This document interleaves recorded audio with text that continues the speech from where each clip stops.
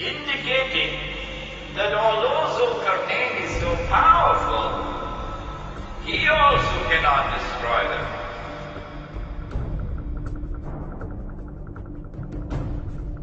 All he can do is to build a barrier. How does Zulkarnain respond? He confirms this awesome power of Gog and Magog, because he says, okay, I don't need your money, but my Lord has given to me is more valuable.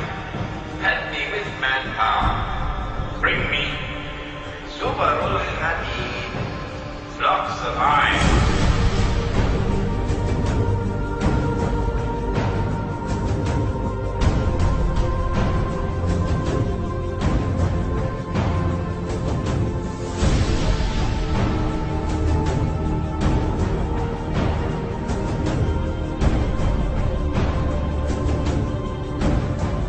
This is in all the books of tafsir. The Khalifa, he sent an expedition sometime around the year 50 Hijri to try and locate that barrier which was lit by Zulkarnain.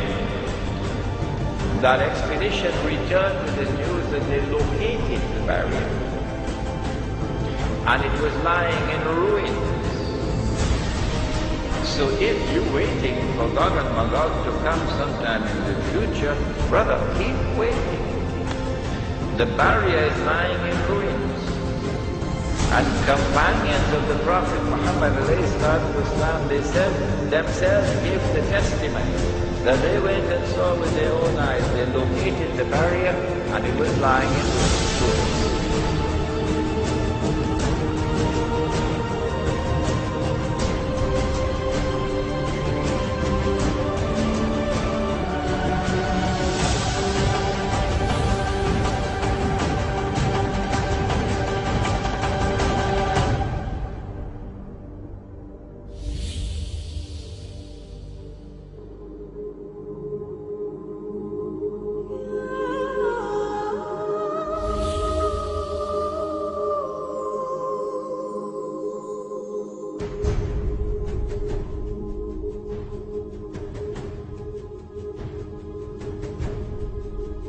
Where was it located? In a pass between the Caucasus Mountains. So when you hear the term white Caucasian male, there's something behind that to look into. White Caucasian male.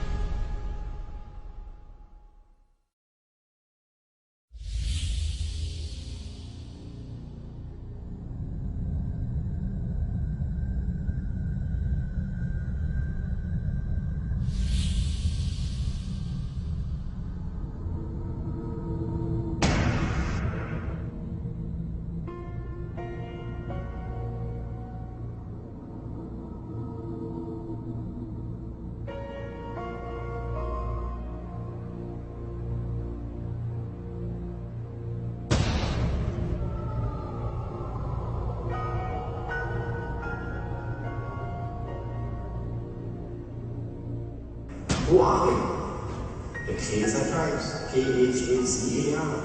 And they are the people who converted and became Jews. One, a white people, European people, who don't even have one drop of Semitic blood in their veins.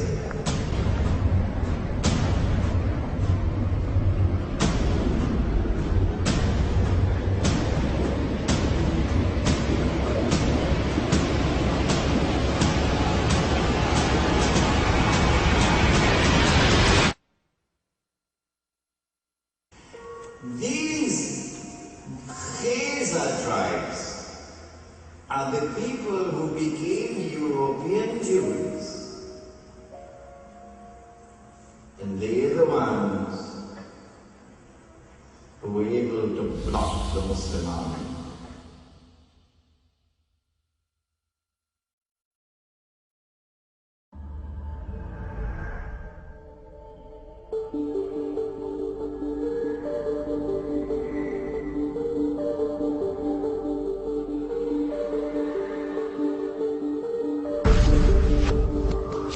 Jews, I call them Jews to you because they're known as Jews. I don't call them Jews. I refer to them as so-called Jews because I know what they are.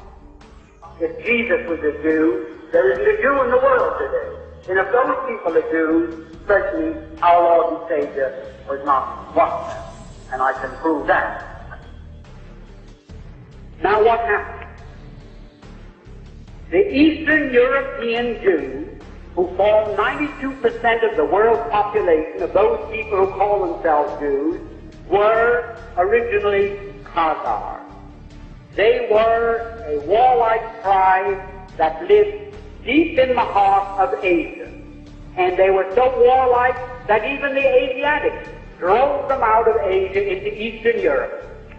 And to reduce this, so you don't get too confused about the history of Eastern Europe, they set up this big Khazar kingdom. 800,000 square miles. Only there was no Russia, there were no other countries, and the Khazar kingdom was the biggest country in all Europe.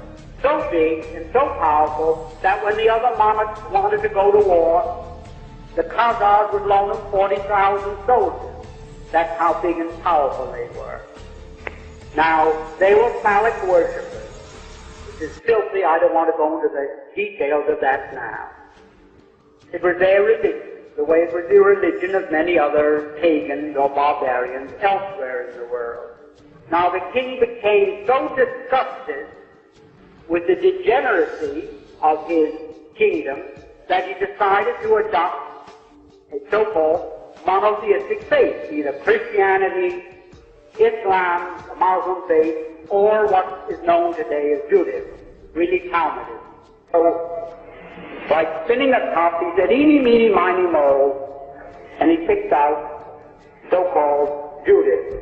And that became the state religion, and he sent down to the Talmudic schools of Tel Aviv and Surah, and brought up thousands of these rabbis with their teachings, and he opened up synagogues and schools in his kingdom of 800,000 people, 800,000 square miles, and maybe 10 to 20 million people, and they became what we call Jews.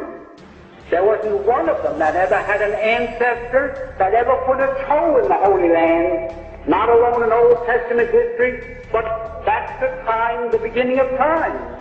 Not one of them. And yet they come to the Christians and they ask us to support their armed insurrection in Palestine by saying, well, you want to certainly help repatriate God's chosen people to their promised land, their ancestral homeland, Italy. We gave you one of our boys as your Lord and Savior. You now go to church on Sunday and kneel, and you worship a Jew, and we are Jews. Well, they were pagan Khazars who were converted just the same as the Irish. And it's just ridiculous to call them people of the Holy Land, as it would be. There are 54 million Chinese Muslims. 54 million. And Muhammad only died in 620 AD, so in that time, 54 million Chinese have accepted Islam as their religious belief. Now imagine in China, 2,000 miles away from Arabia, where the city of Mecca is located, where Muhammad was born, imagine if the 54 million Chinese called themselves Arabs. Imagine. Why, you say they're lunatics. Any man that believes that those 54 million Chinese are Arabs must be crazy. All they did was adopt as a religious faith a belief that had its origin in Mecca, in Arabia. The same as the Irish. When the Irish became Christians, nobody dumped them in the ocean and imported from the Holy Land a new crop of inhabitants that were Christians, that Christian flesh and blood. They weren't different people. They were the same people, but they had accepted Christianity as their religious faith.